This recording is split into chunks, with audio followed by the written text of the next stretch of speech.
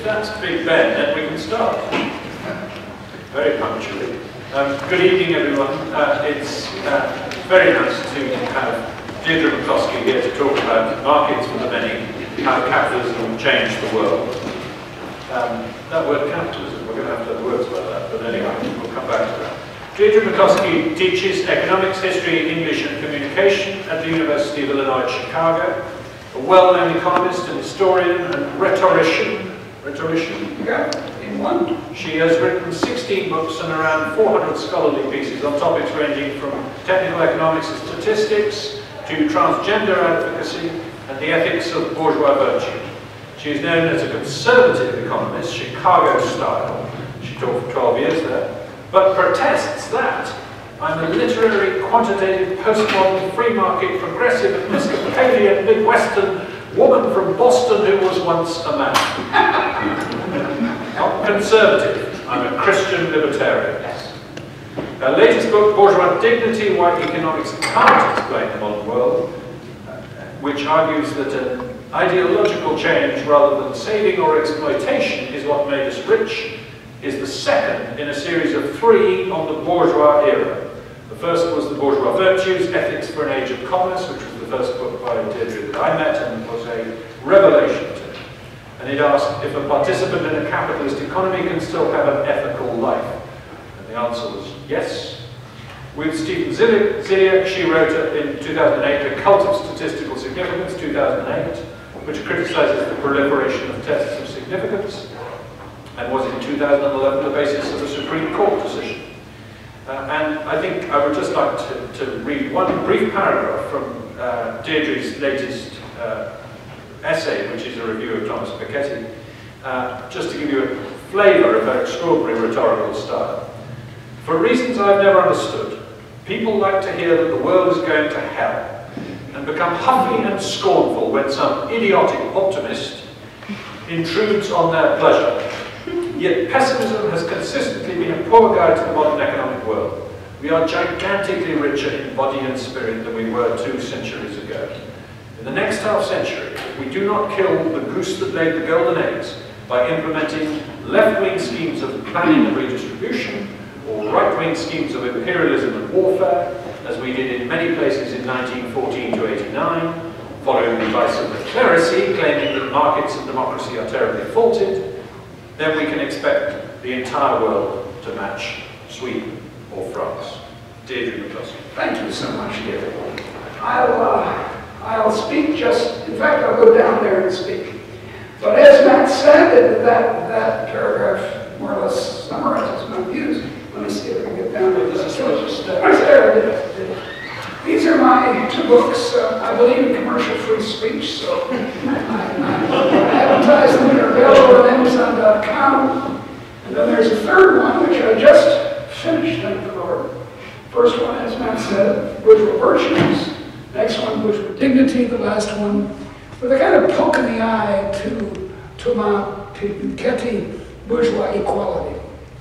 And the theme, my purpose in writing the books is to defend what we unhappily call capitalism, except to defend it in a way that's not going to turn off, to defend it in a way that's not preaching to the choir. Because, you know, we have enough books preaching to the choir, Matt, and I think you should preach to people who don't agree with you. And that's what I try to do. I was once a Marxist myself. I started my life as a Prince Kropotkin anarchist when I was 14, and then became a sort of Joan Baez Marxist. I knew all the songs. We should get some free market songs. Really need those. That would make a great contribution to our society. So I started to think about these 3 books back in the 1990s, and I've been writing them for about 10 years. People always ask, how long did it take you to write that book? Well, you know, let me put it as an economist would. I earn about 4 cents an hour. So if you writes books that sell, I don't. So my theme, of course, as Matt said, is that we're fantastically lucky. The history of humankind, you could put in a chart. My finger has the remarkable ability of doing scientific charts. It's inside the finger, you know, it's like a pianist. Scientific charts. Here's $0 per head, and let's put $3 a head, that much, $3 a day per head. And back in, I don't know, the invention of language 120,000 years ago in Africa, we go along like this at $3 a day, $3 a day.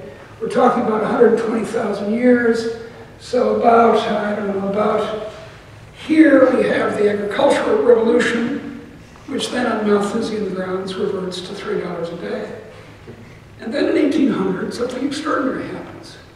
It goes like this, the sound effects are important. It goes up by a factor from $3 a day, which was world income per head, to now, for the entire world, including very poor countries, $33 a head. About this income, real income, corrected for inflation and so forth, of present-day Brazil. And in countries like the United Kingdom, it increased more, a factor of 20, perhaps. Very conventionally measured. And in a country like Sweden, which was extremely poor, was the second poorest country in Europe in 1800. The competitor was Russia. It went from $3 a day to $120 a day. Now, so that's the story. And if we don't grasp that, we're going to make a lot of mistakes about what to do. For instance, we're going to think, perhaps, that what the workers need is trade unions. I belong to one. I happily joined the university professors' union that we devised at my university because the managers, the vice presidents and presidents were truly idiotic and behaving very badly and insulting the faculty, so I joined. My Marxist friends in the English department were delighted when McCloskey signed the card. But if we think that trade unions made the working class rich, we're sadly mistaken. If you could make the working class rich by just demanding higher wages, by going on strike or picketing, that'd be great, I'd be all for it. But the problem is that with this order of magnitude, a factor of 30 in a country like Britain, the amount you could get by expropriating the expropriators is 1 year of 30% or 20%. We took all the profits in the British economy and forthwith handed them over to poor working people like me. I'm an American, so let's not do that, but hey, that's okay. You would enrich the working class by 20–30% 1 year. And then, because you expropriated the expropriators, new expropriators would not come forth to be expropriated. You can count on that. Their tax lawyers alone would tell them that. And that would be it. That's 20% 1 year. I'm talking about 2,900% in 2 centuries. 2,900% permanent increase in the size of the pie. There isn't anything fragile about this. We've accumulated tremendous amounts of human capital, and more exactly, we've accumulated, as Matt says, in a somewhat cringe-inducing metaphor that he uses all the time, ideas having sex. The ideas have sex with each other, and they produce little grandchildren ideas, and they have sex with each other, and you're off to the races. So it's ideas that made the modern world. It's innovation. It's betterment. It's market-tested or profit-tested or trade-tested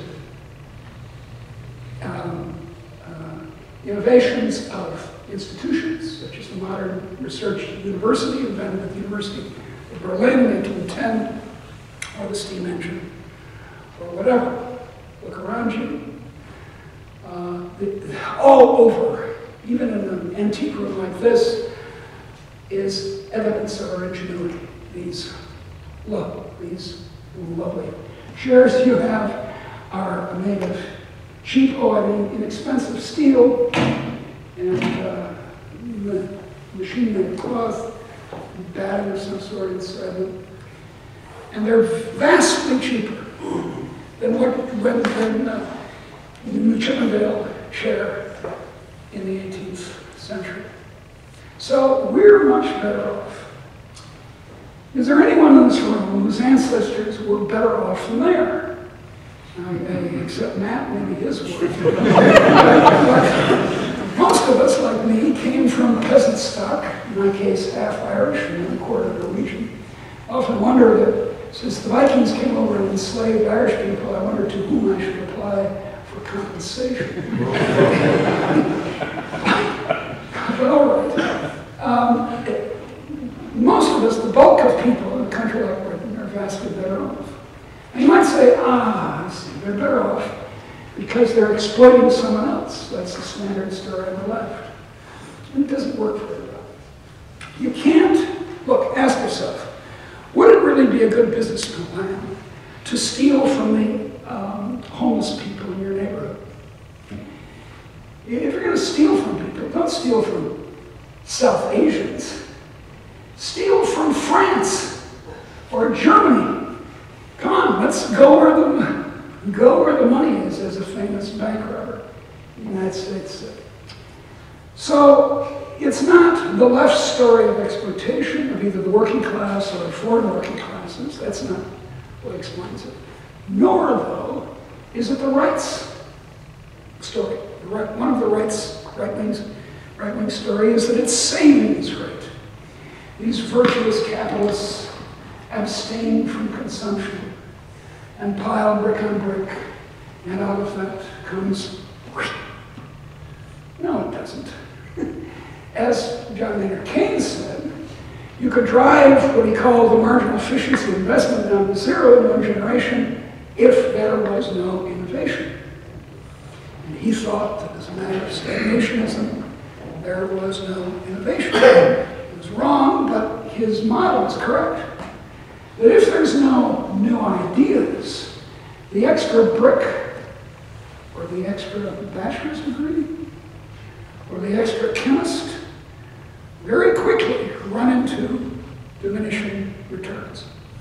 So there has to be this, to put it in economic terms, this continuous outward movement of the marginal product of labor to cause economic growth. My friend Douglas North argues that, well, it was improvement in property rights. This is another of the right-wing arguments. And I'm in favor of property rights. I think they should be improved, and particularly if they're mine. But that's what many of the people in this audience do for a living, is improve the property rights and accept a small fee for the privilege. But if that's all that was happening in the 18th and 19th century, that people were getting a little bit more efficient, right? A little bit better at allocating labor and capital, you wouldn't have a factor of 30. You might have 30%, but you wouldn't have 2,900%. That's why it's so important to understand the magnitude. But this magnitude, which economic historians have gradually uncovered over the last half century or so in their work, shows that neither the left story nor the right story of the Industrial Revolution and then its spectacular follow-on, the Great Enrichment, is correct. So it's not foreign trade, for example. The largest foreign trade in the 17th and 18th century was in the Indian Ocean, and had been for centuries. was only well into the 19th century that the Atlantic trade became larger than the Indian Ocean trade. If trade were it, South Asia should have had an industrial revolution.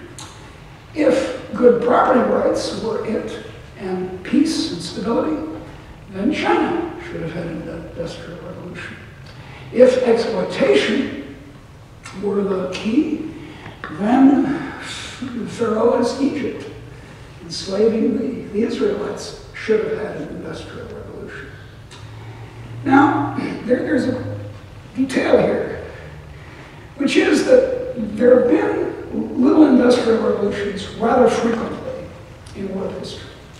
The Song dynasty in China in the 12th, 11th, 12th century was an amazing period of ingenuity in China. The Quattrocento, as the Italians call it, the 15th century in northern Italy, was an astonishingly creative era, not just in art and sculpture. We all know this century Athens. But we don't all realize that Athens was a commercial empire, that it was innovations in shipping and the making of olive oil that drove all this. So those, in the first, the period of the good emperors under the Romans, was a period of prosperity in the Roman Empire. But none of these were anything like, none of them had the follow-on. None of them had what came afterwards. The Industrial Revolution is properly dated to the middle of the 18th century in England and Scotland, or at the same time Scotland, and then in North America, British North America. Then it spreads to places like Belgium and the Rhineland in northern France in the early 19th century. That's the Industrial Revolution. And it increases income quite a lot, maybe a doubling. But I say that kind of thing had happened before. What didn't happen was what happened to our ancestors, the follow-on. The 19th century, especially the late 19th century and the whole of the 20th century, continuing into the 21st, which was not a reversion to $3 a day, which is what had happened in all the other cases, but an astounding increase in per capita income. Now, why? Why was there the Industrial Revolution in Britain? But most particularly, why was there the follow-on? My answer, I've told you why I don't believe any of the materialist explanations, any of the routine economic explanations, trade, property rights, investment, exploitation, whether it's bourgeois economics or Marxist economics, it doesn't matter, they're all wrong. And I show that in Bourgeois Dignity. But why is it? I claim, and in the third volume, which by the way you should order early because it's sure to, it comes out in about a year, it's going to sell out. Just put your orders in to the University of Chicago Press. There will be a boxed set eventually. How cool is that? Harry Potter. Boy, if I earn 1/100th of her royalties, I'll die rich as well as happy. But the argument I make is that what changed was rhetorical, ethical, political, social.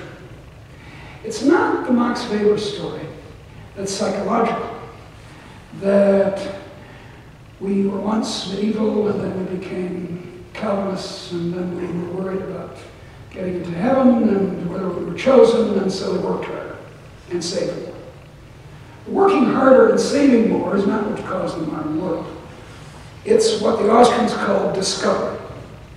That the Austrian economists, I mean, not the Austrian people who are all socialists, but the Austrian economists call discovery. So it's not those materialist things. It's this change in it's a sociological change. It's odd that Max Weber, who was one of the great founders of sociology, has as a central theory in 1905 in the Protestant Ethic and the Spirit of Capitalism, a psychological argument. What changed was sociological. How people talked about each other. That's what matters. Because that can release everyone to have a go, in the English expression. It can, everyone, you don't have to have a psychological change, and I doubt it actually happened. I don't think people got more greedy in the 16th century or worked harder in the 17th or whatever. I just don't believe it. I don't think there's any evidence for it. But what we do have evidence for is a change in how people talk about business people, markets, trade, innovation, betterment. Take Shakespeare. Nowhere in Shakespeare is a bourgeois figure admired. Antonio is the Merchant of Venice, and he's admired for his insane deal that he makes with Shylock. But the person most admired in the Merchant of Venice is Antonio's great love.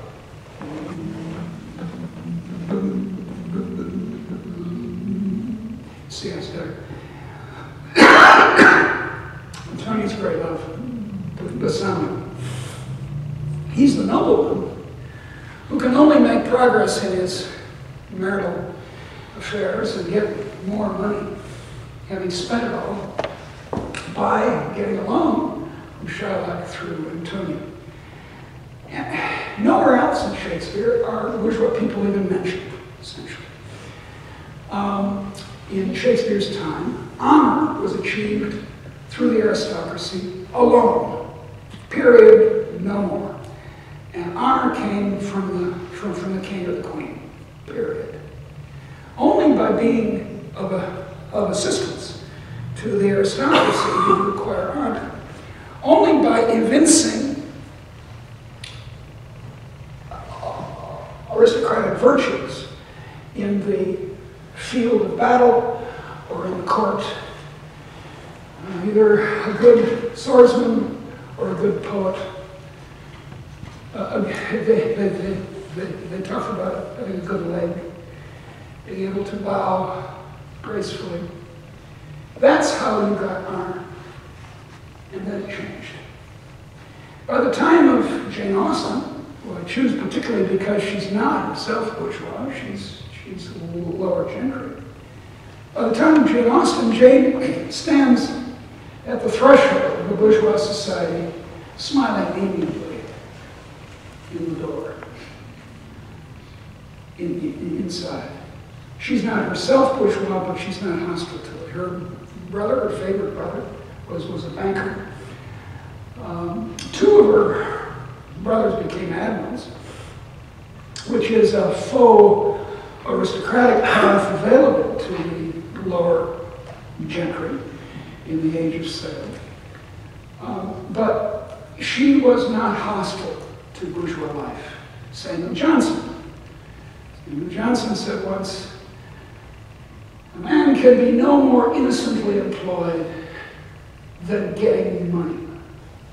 Well, that's right. Because to get money is not to take an aristocratic sword or pistol and go on the highway and rob from people. It's to make up a new hairdressing salon or a new way of operating steam engines and pleasing people, pleasing ordinary people.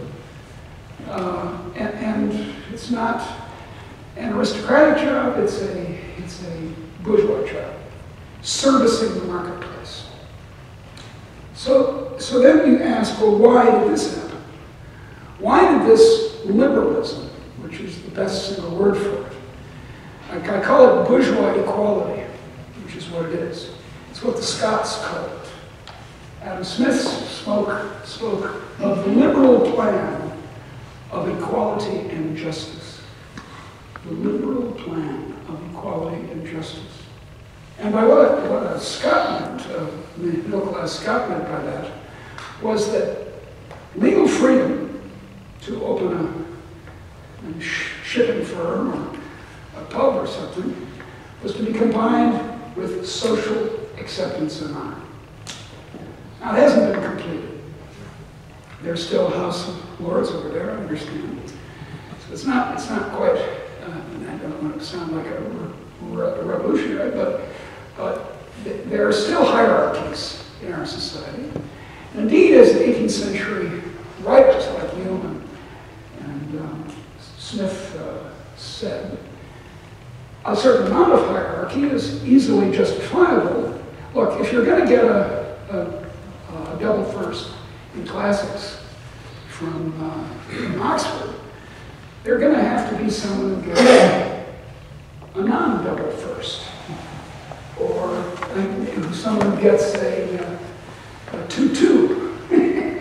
There has to be rank to encourage performance. As Voltaire famously said, pour encourager les autres. Shoot an admiral, or hang an admiral against someone will encourage the others. And so a certain amount of inequality of ranking is productive. Even Rousseau said this, but certainly Smith did. But this isn't an argument for inherited inequality, as I'm not defending that, although I don't think it's that much of a problem, but it's something to do. It's an argument for a free society in which people can make their way and try out their ideas, which will often fail. I mean, there's a great tragedy here. If we wanted to have a perfectly secure society with no tragedies, we would do tomorrow exactly what we do today. I would come tomorrow, I wouldn't go back to the United States as I'm planning to do. I would come tomorrow, you would all come. I would give exactly the same lecture, word for word. You would have come from your shops and offices. And we'd gather again, and then the next day it'd be like Groundhog Day, that great film. The same day, repeated over and over again, and that would be completely secure. But in a free society, in a progressive society, a society in which people take chances on novelties, we have to admit that there will be busy cycles, there will be failure, there will be bank crises, there will be problems from time to time. The course of this is not quite straight. If it was just a straight line, there would have been less complaint about this so-called capitalism. What it actually does is this, it goes like this. 40 times. Since 1800, there have been 40 recessions. Some of them worse than others. We just went through a half dozen or so very bad ones. Much better than the 1930s in the United States or Germany or the 1920s in Britain, but still not something I recommend. And we can cure it by over-regulating the banking system, by closing down all innovation, because innovation, in a famous phrase that Schumpeter borrowed from Zombart, we need to engage in creative destruction.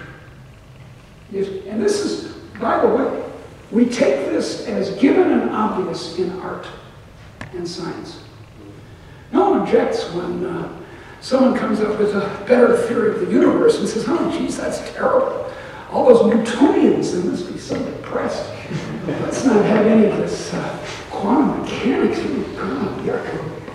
And no one says, oh, that Picasso, well, I do, I don't much like Picasso. Oh, that Picasso wrecked everything. They don't say that. They admit in the field of theater and movies and fashion, they accept creative destruction, and then they draw a line at the economy. And there's no reason for that. It's deeply inegalitarian to do that. Because what most people can do is be so far as creativity is concerned, is be creative in the economy. Most people are not Picasso or Mozart. Most people can't be strikingly creative, but they can open, my favorite example, they can open a beauty parlor and have their own little piece of creation, their company, their good job done for the corporation too, their honorable career in business. That's what most people can do. Most people are not, in the way that the clerisy likes, creative in writing, say. Most people are not Dylan Thomas. And so, as I said, it's unfair, it's inegalitarian to draw the line at the economy. And say these other creative things, let them go the way they go. But oh no, we're going to regulate the economy. We're going to stop all this novelty in the economy because it's disturbing. We can protect the coal industry. Actually, an even worse example in relatively recent economic history was the shipbuilding industry, which in country after country, Sweden, France, and the United Kingdom, was protected for years. It was subsidized. And it proved to be a terrible, terrible idea. In France, they went so far as to give people who lived in the northwest of France, who were in the shipbuilding industry, lifetime assurance of income, regardless of how many ships they produced. Well, this meant they didn't move out of declining shipbuilding communities to get other jobs. This was demoralizing, and it wasn't a good idea at all. And you know what happened to the coal industry in this country. So creative destruction has to go forward. But that doesn't mean, as Matt pointed out, there's a nice back there, I'm a motherly libertarian, a Christian libertarian. I also call myself a bleeding heart libertarian. My chief concern is for the poor. It really is. If Lillian Betancourt, the heiress to the L'Oreal fortune, doesn't get to have another yacht or another chateau, third richest woman in the world, I don't care. Too bad for Lillian. Oh, I weep. I don't care. I do care that ordinary people, poor people especially, are better off. So I've got an answer to the obsession these days with inequality. I say, no, it's not the distribution that matters, it's the condition of the working class. And if the condition of the working class is improving, as I was arguing to a BBC interviewer this morning, that's what we should focus on. About envy, we can't do anything. Envy, besides being a mortal sin, is insatiable. There are women, believe it or not, who are more beautiful than I am. I know it's very conventional, but there are. And there are many people who are smarter than I am. Or even people who work harder than I do and are shorter than I am. Please, if a short person wants to exchange, I'll be glad to do it. Yeah. So, envy, if we indulge it in politics, if we say, oh yes, we should go after rich people because they're better off than the other people, there's no end to that. You can go after rich people, and then if in the words of Orwell, we're all equal, but some are more equal than others, and we'll have these little differentials. Anyone who's gone to a school with uniforms, particularly a girl, female, knows how it works. You're all supposed to, you know what I'm talking about, you're all supposed to have the same uniform. Ha ha ha. There's little differences. Apparently this is true among the Amish. The Amish, both the Amish boys and the Amish girls, are supposed to dress in this absolutely formulaic way. And they'll turn up their color, or here and there. And so any human society is going to have this tendency to hierarchy. We can't get away from that. Let's use the hierarchy for something valuable. And that's what we do in trade-tested betterment. That's what we do. We harness the desire of people to get a little bit better off, or a lot better off, to the desires of us all. It's better than the aristocrats' deal. This I call this deal, I'm talking about the bourgeois deal. You let me, a bourgeois, innovate, engage in creative destruction, and the last some of you will become unemployed. But in the long run, the average person in this room will be better off because I've thought of a new way of doing things, and I'm right. Now, if I'm wrong, I pay the price. I lose. I go bankrupt. Whereas the aristocrats' deal is this. You do your curtsy every time I come by or pull your forelock, and I won't kill you. End of deal. That's not a very nice deal, and it doesn't result in mutually advantageous trade or improvement. It doesn't result in innovation except in swords. And it's not the kind of society we want. We want a society in which violence doesn't work. We want a society in which the hierarchies that people engage in are those of mutual benefit to us all. And that's what's happened in the last 2 centuries. Now, you can also ask, well, then why did this change happen, this rhetorical, sociological, ethical change? And I say that it's, will sound very unsatisfactory, it's an accident. By which I mean that it's not some deep European or British superiority that made it happen. It was not, I don't know, the ancient freedoms of the Germanic tribes in the Black Forest or something that resulted in the Industrial Revolution, especially the Great Enrichment. It was an accident of the politics, the accidentally egalitarian politics of the Reformation, of the Dutch Revolt, 80 Years' War against Spain, of the English Civil War, of eventually the American Revolution and the French Revolution, among lots of others. The Reformation was not so much, it wasn't about the theory it's not about the theory of salvation. That's not what changed. What changed is the governance of churches. So it's Baptists, eventually English Quakers, with their egalitarian and Zwingli's people in Switzerland, with their idea that a church, their congregation should choose the minister.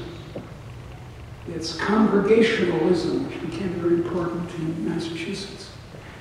And it's this idea that ordinary people should have a say in their religious lives. Now, this was revolutionary. It had been tried many times before. The Lollards, the Albigensians, and others. But it worked this time because of the complete accident of the printing press. I was just in Mainz, where Gutenberg came from, and make a big deal of it, you can imagine. And the printing press, which was in China centuries earlier, made it possible for the Church of Faith to overcome the Church of Power for the first time. At least partly. You know the uneven history of the Reformation. But as I say, it's not what these historians, church historians call the magisterial Reformation, that of Luther, or the Anglicans. I'm an Anglican, so I'm kind of disturbed by this fact, but it's not we people with bishops appointed by the king who made for a democratic polity. It's these weird people Baptists, and the other crazies of the 16th century, leading on to crazies of the 17th and 18th century. And their craziness was about church governance. The revolts made men bold too. When you had, in 80 years of fighting the Spaniards, you had thrown them out of the northern Low Countries, you got the idea, well, hey, we don't need a king. Wow, hey, this is great. And the Dutch Republic was a standing insult to all the monarchies around. And then the American Revolution and the French. So it's this accident of successful reformations, of revolts, that makes for what I call the bourgeois revaluation. Evaluation of the middle class as pretty good. Pretty good. That's all that's necessary. Instead of being disgusting, those terrible market people, they buy low and sell high. Mahatma Gandhi said, there is nothing more terrible than the proverb, buy low and sell high. Well, if you run an economy on that principle, it's going to be like the Indian economy was for 40 years after independence. It's going to have what the Indians themselves call the Hindu rate of growth, 1% per capita per year. Now it's growing at 7% per capita per year. And that's a complete transformation. It would be harder for me to make this argument, and we can talk about it. It would be much harder for me to make this argument about the history if it weren't true that China and India adopted liberal economic policies. Now, I'm not going to claim that China is a liberal society in any rate, in any political way, but it is economic. People can start factories if they pay off the right people, more or less as they want. Corruption in South Asia is considerable, but it's not as bad as it once was. When there was planning permission for everything, and this is true, believe me, this is, I checked this carefully. Under the license Raj, as it was also called in India, until 1991, if you owned a factory, say this room, and you had a machine over here, and you proposed, let's see, the machine would work a little better if we moved it to that corner. You had to get planning permission inside your factory. Well, guess what?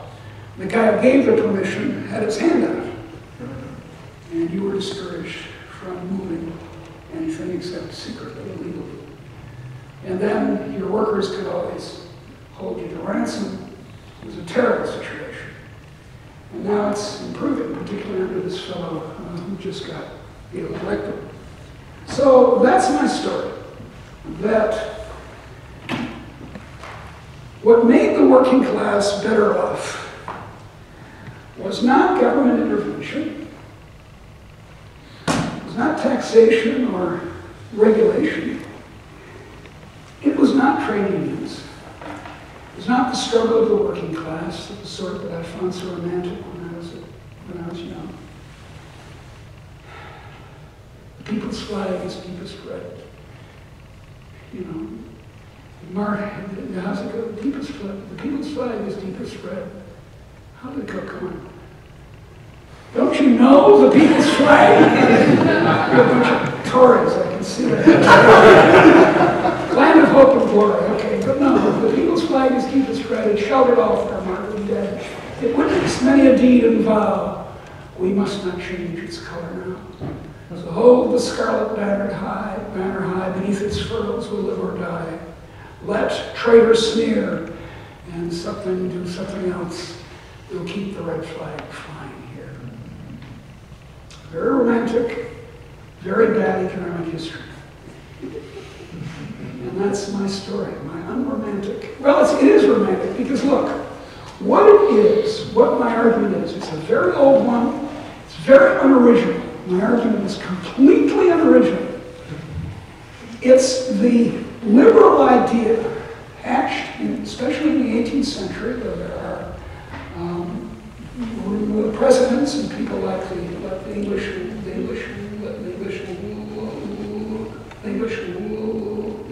levelers. In the 17th century, by the way, were free market people.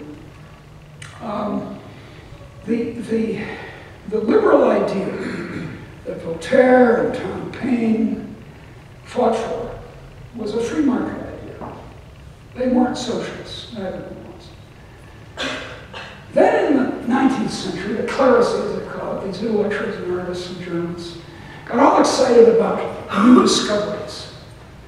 Geographic determinism, historical materialism, eugenics, theorized imperialism, Benthamism, Marxism, nationalism. If you don't like that, if you don't, nationalism, socialism, and if you like that, try national socialism. These ideas of the 18th century were scientifically incorrect. All of them were. They weren't good social science, but they were very, very exciting. And so most of the clerisy jumped on one or another, whether conservative or progressive, jumped on these bandwagons. And they forgot, when I'm trying to get them to reconsider, Adam Smith, the liberal plan of equality and justice. Old idea. And the discovery in the 19th century, the real social science discovery, was that people who are enabled this way are ordinary people, not a bunch of toffs, but ordinary people are immensely creative. Immensely creative. And it's out of that immense creativity that the modern world came. Thank you.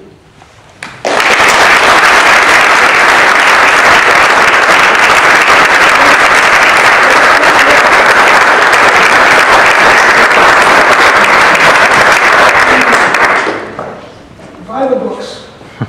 Thank you, Deirdre, very, very much for that extraordinary tour de force, that wonderful example of rhetoric in the best sense of the word.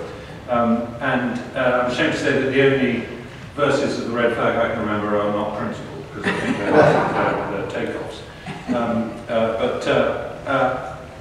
May I take the privilege of asking the first question? Certainly do so. And it's one that you know that I'm going to throw at you, I suspect, because we've had an online debate about this. We have. And I think you ducked it just now, which is that... I'm very skilled at that. which is that I completely accept that you need innovationism or liberalism or something to have an industrial revolution and a great innovation that follows it. Right. But surely one huge difference about the one that changed the world compared with the ones that didn't is that suddenly there was limitless amounts of affordable energy. And the harnessing of cheap coal, eventually cheap oil and gas makes an enormous difference. Now I come from the coal fields of Northeast England, I might say that. The Tony Robert Allen argument that energy was the difference. I think both Tony and Bob are sadly mistaken. These are great scholars, Anthony Wrigley and Robert Allen. But even great scholars can make mistakes. These guys have. Look, coal, as you well know, coal was used by the Chinese for hundreds and hundreds of years before it was, so to speak, reinvented by the Europeans. Now the Romans used coal. They used coal in Bath, for example, to heat the water. Actually, they didn't have to heat it much, but to keep it hot and keep the floors, the marble floors, nice and warm, they used coal. And coal was forgotten. As, by the way, the potter's wheel was forgotten after the Romans left Britain. Isn't that astonishing? So coal is nice, but if coal were, well, I think you'd agree with this, if coal sufficed, and you're claiming it's a necessary condition, but if coal sufficed, China would have had an industrial revolution in the Song dynasty. Now, it had the misfortune the Song dynasty being interrupted by the Mongols. But the Mongols, after a brief period of astonishing barbarity, became Chinese emperors. And people went back to using coal. So I don't know, I just don't think that coal is it. And in fact, Joe McKeer, another great scholar, has made the case that Bob Allen's argument that it's the price of coal being very cheap relative to the price of labor in Britain is wrong, because British labor was better than French labor. Now, it's not going to be hard to persuade you people here, but that's what he has evidence for. And coal, indeed, was available to the Dutch from Newcastle. It was just as available to Newcastle to the Dutch as to London. So I really mustn't prolong this because I want other people to have a chance, but just a very quick thought on that. The real difference, though, is turning heat into work. Yeah, I know. The steam engine. Exactly. And then you amplify labor. Yeah, except that the Industrial Revolution and the first part of the Great Enrichment had very little to do with steam engines. This is a point that some careful scholars of these matters have shown. The first one to mention it was John Clapham back in the 1920s, but it's been Nick von Tunselman and others have discovered that, well, most mills were water-powered. Let's get that straight. They weren't steam engines. And the number of steam engines and the power of the steam engines that the British had was really, until the invention of the railway, rather modest. And then a lot of it was expressed in locomotives. But steam power, well, in a sense, steam power is only briefly important, because electric power then overcame it. But your point's correct, that electric power is just steam power or hydropower expressed in another way. Power, power, power. And I'm willing to go along with that, except that I just think that it could have happened in India, which has plenty of coal. And in a way, it did happen in China. Anyone who had any sense in 1492, if they could have imagined the Industrial Revolution, or especially the Great Enrichment, the follow-on, would have bet on China, not on Europe. I'm going to take a question from the audience. One of these three hands in the front row gets it first. Just conservative transport. Building on what you said just now. A little closer here. Building on what you said just now, is that okay? A little bit like, or point it towards you. That's it. Okay. Building on what you said just now, picking on what the Economist wrote recently in an article called The Third Great Age. The key factor in what they're talking about and what I'm about to talk about is disruptive technologies. Yes. And the Economist is arguing, and I'm going along with, we're into a third great wave, and the characteristics of a disruptive technology era is you have no idea what's going to happen. That's exactly right. I wrote a book. Just to get going, internet, autonomous vehicles and robots, to say but a few. And it throws innovative things out by the million, but nobody knows what it is, and the whole range of government and policy making and all the rest of it, it doesn't adapt, that the country involved will suffer comparative to others. I completely agree with you. That is, I wrote a book in 1990 called If You're So Smart, the rhetoric of economic expertise. And the joke is that if you're so smart, why aren't you rich? And if people could predict the history of technology, or the history of mathematics, or the history of M lines, or the history of any human activity from which knowledge, pre-knowledge would produce profits, and that covers most of human activity, then the shut up and do it. Don't tell me how the future is going to be, just do it. So the pessimism about the future, as you suggest, is based on a kind of a pre-knowledge of what's going to happen in technology. Who's so smart as that? I don't think anyone is. Good evening, James Bradley. Can you hear me?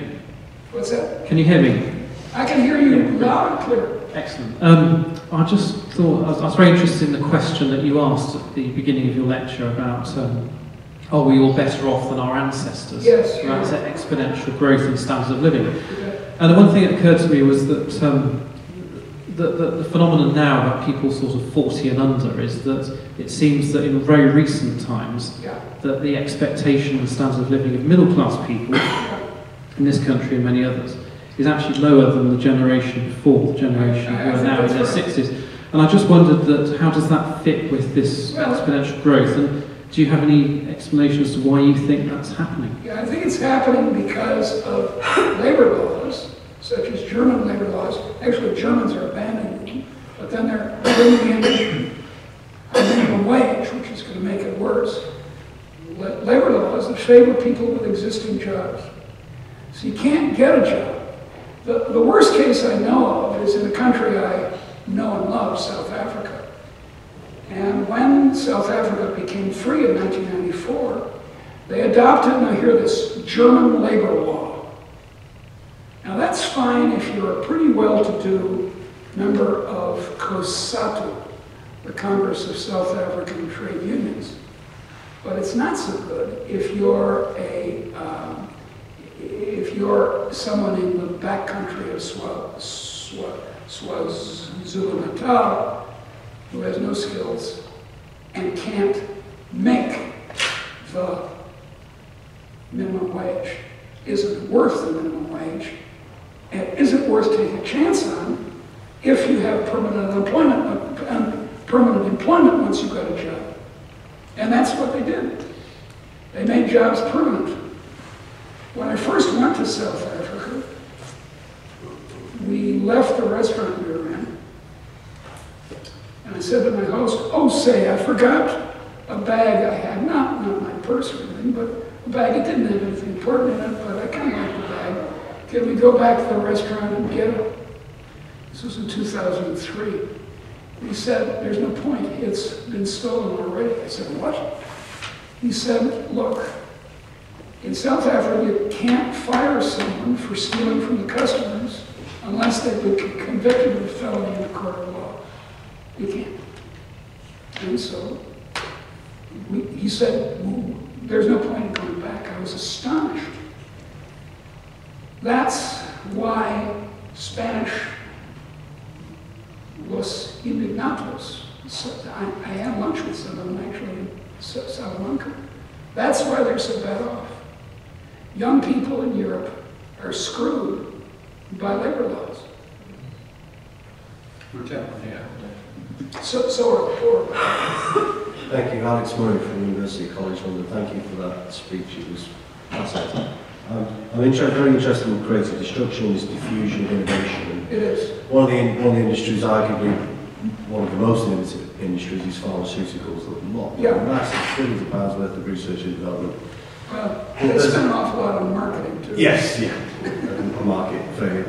But one of the failures with pharmaceuticals, you could argue, is as is being apparently shown in the news recently, is that they don't always invest in what society might think are the most valuable of their products. So we don't have an Ebola vaccine that's commercially trade tested. Whereas hair restorer. Exactly, I was just going to use that example, which has been commonly used. Yeah. There's a myriad of treatments for that. They spend probably a large factor times more on treating. And so how do you deal with this point? Does it take another innovation or another step in societal development to fix this problem? Well, I don't know if I can fix it, because as the first gentleman said, the government doesn't have special knowledge. So if they were so smart to be rich, I don't know how. I don't think the government can choose winners. On the other hand, it can improve the structures. And one of the appalling structures we have in the West, especially in the United States, is the patent and copyright system. And the trouble is that we didn't follow the American Constitution, which says there should be a patent of, I think it's 14 years, period. End of patentable knowledge. Instead, we've got a system, let's take copyright, about which I'm more informed actually. When Walt Disney, in 1998, I think it was going to lose the copyright on the image of Mickey Mouse, it went to the United States Congress and purchased it for a surprisingly low sum. And the United States Congress extended the copyright by, what was it, 70 years. So it made it going from 70 years after the death of the creator, namely Walt Disney. It was already up to 70 years. It raised it to 99 years. Added 29 years to the copyright. So that in this country, we've just followed suit. We've increased it, I think, to 70. But lovely. Under pressure from the Walt Disney Corporation. Of course, the Walt Disney Corporation rules the Speaking as an world. author, why should my grandchildren make money out of my books? Absolutely, bloody right. Pardon me. That's right. If we want to avoid what most concerns Thomas Piketty, which is inherited wealth, we've got to stop making these inheritance devices. Matt has talked about the subsidies to agriculture. Agricultural land in Britain, as you may know, is owned mainly by rich people. We've got to stop doing that. We've got to stop extending copyright and patents. So I think that will help if we, but the problem is there's no way to do it in a democracy. There's no way to commit. It's in the Constitution, the written Constitution of the United States. Yet it doesn't stop Walt Disney from saying, oh, well, wait a second, there should be an exception. Another question. Right at the back.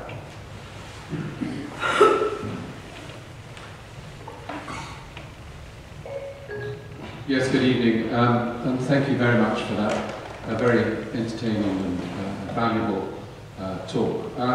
I'm interested to understand how we deal with the problem that we have in the UK now, where the government is very worried about the differential between wealthy people and the hard-working, poorly paid members of society. And the solution seems to be that we should tax the wealth creators even more to reduce the differential that's opening up.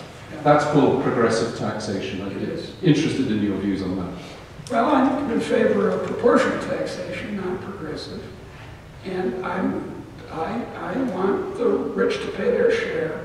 And I think some of the absurd exemptions we have, what is it, the various kinds of financial services are exempted from taxation, those should go away. And I'm not, as I said, I'm not particularly alarmed by taxing inherited wealth. But that's what Piketty gets wrong. All his examples are about how terrible it would be if, now actually his evidence shows this hasn't happened. But he's worried about it in the future. The sky's falling, it hasn't fallen yet, it's going to fall tomorrow. He focuses only on inherited wealth. Whereas, as you point out, wealth creators, people who come up with ingenious ideas that do benefit us all, that make for this amazing world, they're to be discouraged.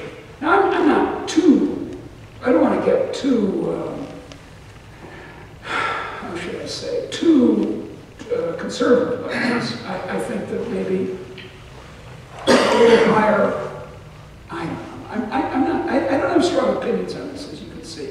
Maybe a little higher marginal tax rate would be okay, but only a little more. I think you should drop the corporate income tax entirely, because we don't know who pays it. Economics has been thinking about this for 50 years. And if you ask a well-informed economist who specializes in tax, she will tell you that we don't know who pays the corporate income tax. You say, oh, well, no, wait, what are you talking about? It's rich people who own stocks. No, it's not. It may fall on the employees of the corporation. It may fall on the managers. It may fall on the customers. We don't know who pays it. Whereas if you pay income tax, we know where it falls. It falls on you. So I'm not dogmatic about it, except about the corporate income tax. And I think, but here's the key point. I've made calculations like this.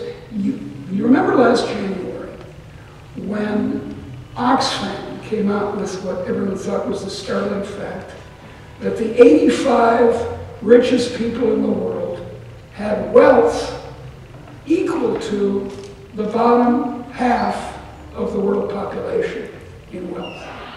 And this was supposed to be some terrible fact that showed how unequal they are. Turns out that if you do the calculation, and I put it in various places, if you do the calculation, if you just expropriated these 85, it would hardly affect the average income of the poor of the world. And as I said before, in only 1 year. And if you invested it in a fund, it would be a minuscule increase in income. Whereas, you let creative destruction happen, you let people invent such useless things as Facebook. I think it's useless, but and the pie expands. It's the expanding pie that saves the working class, not changes in tax rates. So I'm prepared to go either way on this, but not go down. I mean, Piketty has this nutty proposal for a worldwide tax on capital. Now, how's that going to work out? How do you think the Swiss are going to react to that, or the Irish for that matter? What do you think they're going to do? They're going to say, oh yeah, you go ahead, UK, US, you French, you go ahead, tax capital. Go ahead, have big wealth taxes. And where do you think all the wealthy people are going to end up? As it ends, is the richest people in Sweden have gone to Switzerland. The guy who invented IKEA, for example, or Bjorn Borg. They're both in Switzerland. On that note, I think I'll wrap up. I want to apologize before we wrap up for the fact that I vanished in the middle of your talk. You may not have noticed. I did. You went to vote, I hope. I voted, yeah, good. And we had a resounding victory on the subject of fracking. Good. Go fracking. Frack. Ladies and gentlemen, I'm sure you will all agree with me that we've had a fantastic evening. Thank you.